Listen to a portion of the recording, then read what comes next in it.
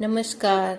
आज हम आपको बृहस्पतिवार व्रत की पूजा विधि और कथा सुनाएंगे। बृहस्पतिवार को बुद्धि और शिक्षा का देवता माना जाता है। गुरुवार को बृहस्पति जी की पूजा करने से धन, विद्या, पुत्र व अन्य मनोवांछित फलों की प्राप्ति होती है। इस पूजा से परिवार में सुख शांति रहती है। पूजा विधि।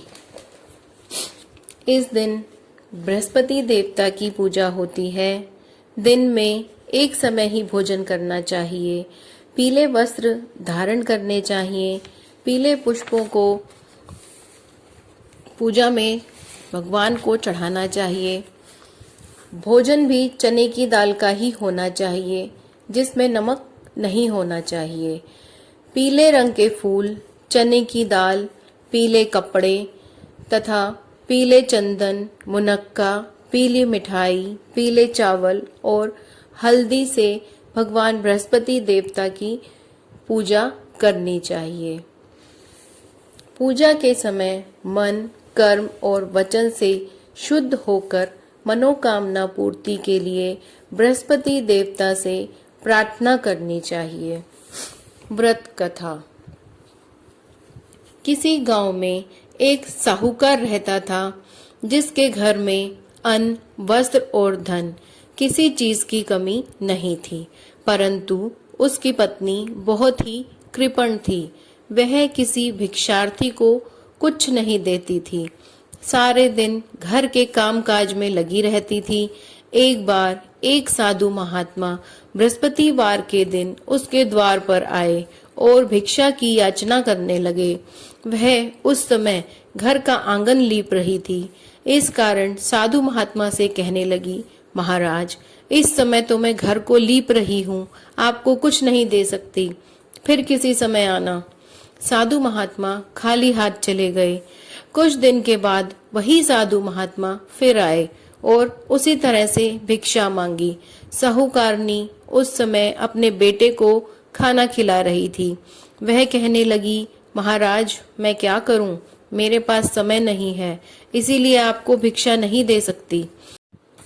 तीसरी बार साधु महात्मा फिर आए तो फिर से साहूकारनी ने उन्हें टालना चाहा, परंतु साधु कहने लगे कि यदि तुमको बिल्कुल ही अवकाश हो जाए तो मुझको भिक्षा दोगी? साहूकारनी कहने लगी, हाँ महाराज, यदि ऐसा हो जाए तो आपकी बड़ी कृपा होगी। साधु महात्मा कहने लगे, अच्छा, मैं एक उपाय बताता हूँ। तुम बृहस्पतिवार को दिन चढ़ने पर उठना और सारे घर में झाड़ू लगाकर कूड़ा एक कोने में जमा करके रख देना। घर में चौका आदि मत लगाना। फिर स्नान आदि करके घर वालों से कह दो कि उस दिन सब हजामत बनवाएं। रसोई बनाकर चूल्हे के पीछे रखा करो, सामने कभी ना रखना। शाम को अंधेरा होने के बाद दीपक जलाया करो तथा बृहस्पतिवार को पीले वस्त्र मत धारण करो, ना पीले रंग की चीजों का भोजन करो। यदि ऐसा करोगी तो तुमको घर का कोई काम नहीं करना पड़ेगा। साहूकारनी ने ऐसा ही किया। कुछ समय बाद उसके घर में खाने को दाना नहीं रहा। थोड़े ही दिनों में वही साधु महात्मा फिर आए और भिक्षा मांगी। साहूकारनी ने कहा, महाराज, मेरे घर में खाने को अन्न नहीं है, आपको कहाँ से दूं?